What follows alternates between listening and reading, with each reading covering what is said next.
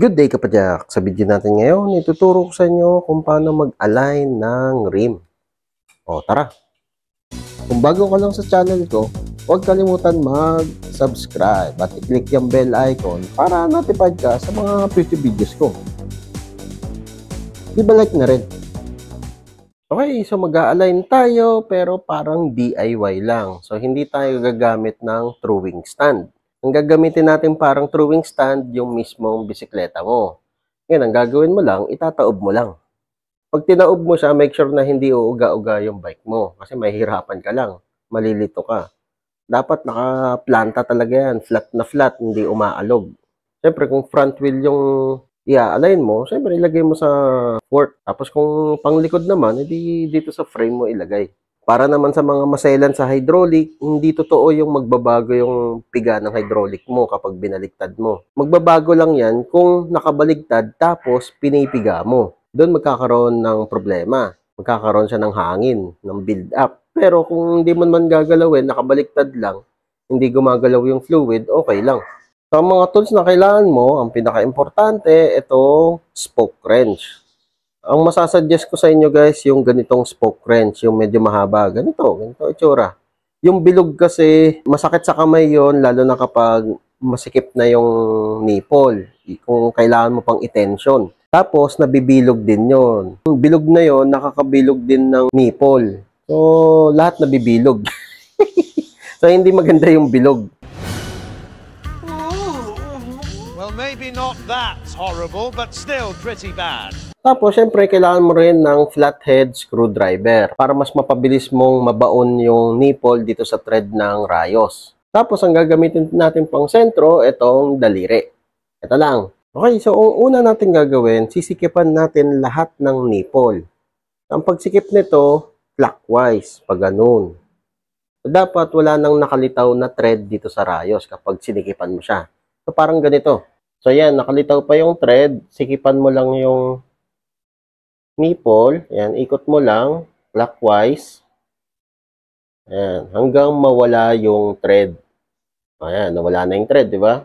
So, para hindi ka malito kung nasan ka na, dito ka mag-start sa may pito. Pass forward ko na lang to. Ayan na, nakabalik na tayo sa pito. Tapos, nag-tension na ng konti yung mga rayos. Kaya ito rin yung maganda kapag swak yung sukat ng rayos mo. Kapag masyadong mahaba kasi, mahihirapan ka mag-tension. Masyadong loose yung spoke. Kapag masyadong maiksi naman, mas lalong mahirap. Kakapusin sa tension. Parang unang pihit mo pa lang ng nipple, mahigpit na agad siya. So, hindi mo matatansya. Pag hinigpitan mo yan, halos magsesentro agad yan. Mag-automatic na. Ay, katulad dito. Mag-automatic nagsentro na. So, konti na lang yung adjustment na gagawin mo. Hindi ka na mahihirapan. Okay, so next na gagawin natin yung payong. Ano ba yung sinasabing payong? So, ang payong, yun yung pagiging asymmetrical ng spokes.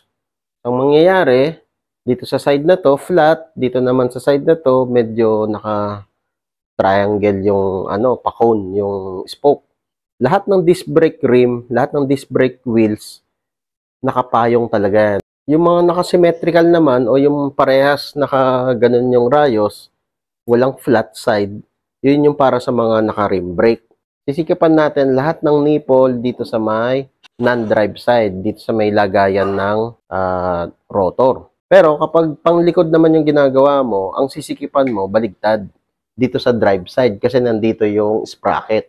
Okay, sa pagsikip ng nipple dito sa part na to, gagamit na tayo ng spoke wrench kasi medyo masikip na yan. Mahirapan na yung kamay mo o yung screwdriver. So, ito pa guys, tip para mas mapadali kayo. Ayan. So, dapat yung nipple parang naka-square siya. Ayan, pag ganyan, no? Square.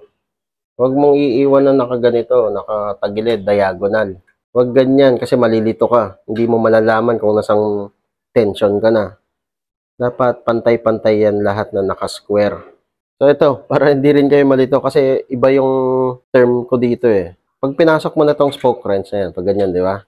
Tapos, kapag inikot mo na siya, pinihit mo na siya, yan. So, actually, yung pihit na yan, half turn lang yan. Pero ako, ang ginagawa ko, ang bilang ko dyan, isa. Para hindi ako malito. Kasi nakakalito din kapag sasabihin mo pang half turn, half turn, half turn, one half, di ba? Ang dami pang sasabihin. Considered ko na yan na one turn. Pero in reality, half turn lang siya. O tara, simulan na natin. Siguro subukan muna natin dalawang turns. 1, 2. Ayan. Naikot na natin to. Pero, square pa rin yung nipple. Ganun din sa susunod. 1, 2. 1, 2. 1, 2. 1, 2. 1, 2. Okay. So, ayan. Nakabalik na tayo sa valve, sa pito.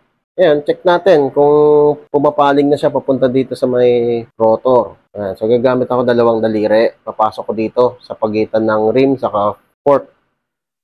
Ito masikip. Dito sa kabila may space pa siya. Ayan, oh. So, kulang pa. Ayan, masikip pa dito. Dito, ayan, maluwag pa. May space pa. So, ayan, ulit-ulitin mo lang yun. Balik ulit tayo sa may pito. Ito, yung pito. O, tapos, sikipan ulit natin tong non-drive side. So, try kaya natin tatlo. 1, 2, 3. 1, 2, 3. 1, 2, 3. Tapos, fast forward ko na lang. Okay. So, ito na. Nasikipan na natin. So, bali, 5 beses natin inikot yung nipple dito sa non-drive side. Medyo masikip pa rin dito. Pero dito sa kabila, malapit na siyang dumikit. So, ibig sabihin, kulang pa. Isa pa. Yan. Sa pito, tire valve ulit. Isang pihit na lang. Wow.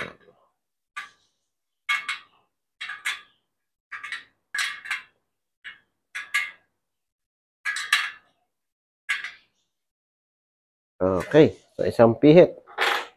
Yan. Parehas na silang magkadikit dito. So, halos sentro na tong rim. Pero, gewang pa yan ng konti. Ayan. Ang next natin gagawin, tatanggalin natin yung gewang. I-align na natin tong rim para maging straight na siya. Yung mga rayos sa bawat side ng rim, naghahatakan lang yan. Kung sino yung sinikipan mo, hatakin niya yung kabila. Ididikit mo lang tong daliri mo dito. Tapos, ang hahanapin natin dito, yung hindi dumidikit sa daliri mo. Okay? So, parang ganito ha. Hanap tayo. Ikot lang natin. Ayun. So, itong part na to, ayan. So, start dito, hindi siya nakadikit, di ba? Ayan. Ayan. Ito, hindi nakadikit dito. So, hahawakan mo na to. Ito yung rayos na sisikipan natin. Hawakan mo na yan, tapos ikot mo pa. Ikot, ikot, ikot, ikot. Hanggang dumikit ulit yung rim sa daliri mo. Ayan. Ito, dumikit ulit. So, dito dumikit, dito hindi. So, ito yung dulo ng misaligned na parte ng rim. So, hawakan mo lang yan. Tandaan mo lang. Minsan, maganda rin yung merong decals yung rim mo kasi pwede mong gamiting palatandaan yung mga letra. Subukan natin pihitin lahat to ng isang turn. Baka makuha na niya. 1, 1. 1, 1, 1, 1, 1, 1. Okay. Testing ulit sa daliri. Ayun, nabawasan. Pero meron pang konti. Ayan o. Ayan. Dito naman. O, hawak ulit. Hawakan mo ulit yung rayos kung saan siya nagsimula. Tapos, hanapin mo yung dulo. Ayan, ito nakadikit na siya. Ito hindi. So, dito sa part na to. Ayan. So, pihitin natin. Isang turn lang.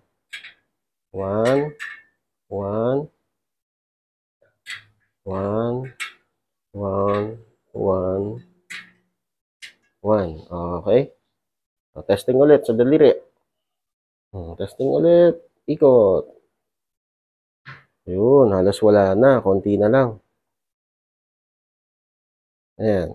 Ito naman, may iba naman tayo. Dito sa part na to, dumidikit lagi yung daliri ko. So, subukan naman natin, higpitan yung dun sa kabila, dito sa drive side. Hanapin natin yung dumidikit sa daliri. Okay, so ito dumidikit. So, hanapin natin yung dulo. Ito dumidikit. Yan. So, ikot natin 1 turn. 1. 1.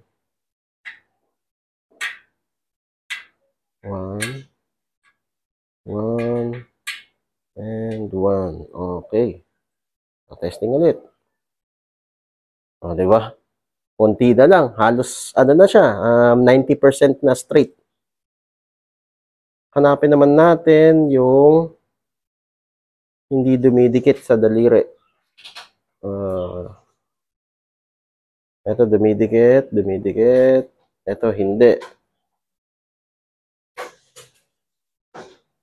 Ito dumidikit na. Ito hindi. So, itong dalawang to. Pihit natin isa. 1, 1. Okay. Ikot ulit.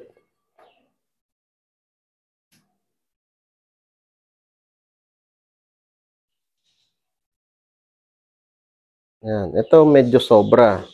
Dumidikit sa daliri ko. Ito, consistent na to eh. Ito lang hindi. So, subukan natin pihitin sa kabila. Yan, ito. 1. 1.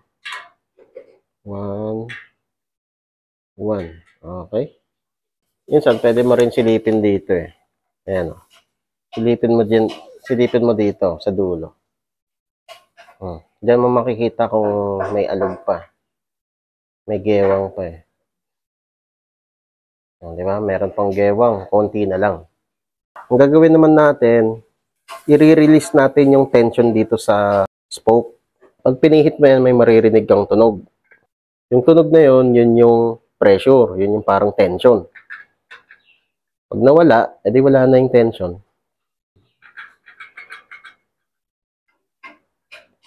Kaya pag nag-a-align ka, from time to time, i-release mo yung tension. Kapag na-release mo yung tension, minsan, nag-o-autocorrect na yan.